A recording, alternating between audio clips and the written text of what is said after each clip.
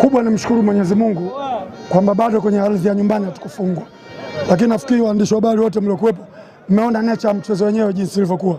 Sasa siku hizi kuna sheria ngumu, hatuwezi kusema mambo mengine bayana kama ambavyo tunayasema mengine, lakini niseme tu, nakumbuka kuna siku moja mdogo wangu Juma Mgunda alisema nyota ya mchezo alikuwa mtu fulani, basi nafikiri na leo nyota ya mchezo mtu fulani. Kwa hiyo mimi niseme nashukuru kwamba sikufungwa nyumbani. Nashukuru vijana wangu wamefanya fighting spirit kubwa kuhakikisha kwamba hawadhalilishi Wanatanganyika, na hilo limefanyika.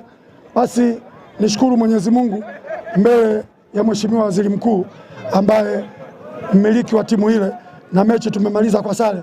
Basi natoa pongezi kubwa kwa wachezaji wangu kwa kazi kubwa ambayo wameifanya.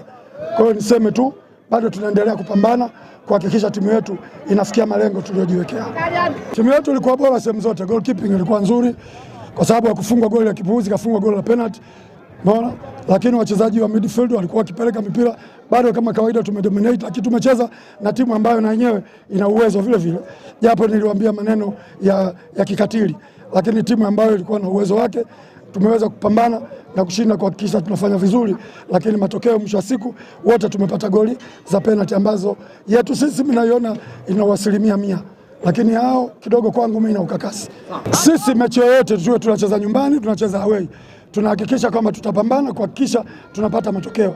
Alafu mpira wa sasa hivi umebadilika, unapata ushindi mara popote.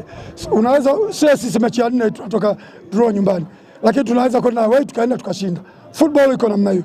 Cha msingi kuendelea kuwafanya vijana wetu wawe na morali kubwa, kurekebisha makosa ambayo tumeona ili kupata tunachokitaka. Kocha, labda haya mabadiliko ya Cheda ya kiufundi yalikuwa analenga kitu gani? Dakika 80 ngapi anatoka?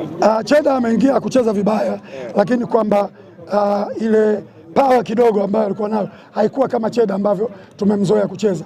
Of course amekasirika kutolewa, lakini kwenye mpira inatokea. Mimi wakati niko Simba nishatoa wachezaji, nimeingiza wawili, dakika 10 nikawatoa wote, nikawaingiza wengine, walioingia wameenda wakaleta na ushindi.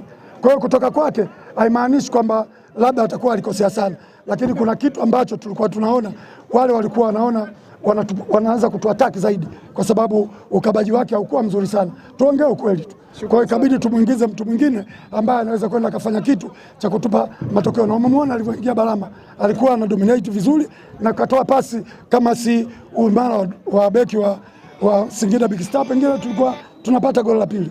Asante. Yeah.